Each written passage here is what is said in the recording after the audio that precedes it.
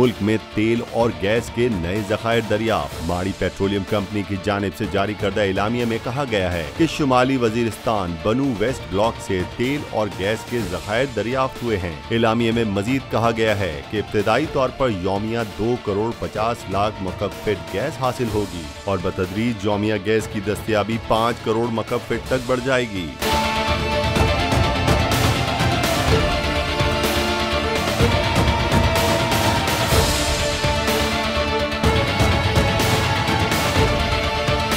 माड़ी पेट्रोलियम का कहना है कि इन ज़खायर से यौमिया 300 बैरल खाम तेल भी हासिल हो सकेगा, जिससे उम्मीद की जा रही है कि मुल्क में तेल और गैस से मुतालिका कुछ मसाइल का हल तो निकलेगा। कहते हैं जिसकी कोई नहीं सुनता उसकी अल्लाह ही सुनता है। इन ज़खायर के दरियाफ्त होने के बाद ये बात तो सच साबित हो गई कि महंगाई और हुकूमत से तंग अवाम जिसका कोई पुरसाने हाल नहीं था, अल्लाह ने ही सुनी। अल्लाह ने वसीला तो निकाला है, लेकिन देखते हैं अब हुकूमत इस वसीले से अवाम को किस हद तक फायदा उठाने देगी।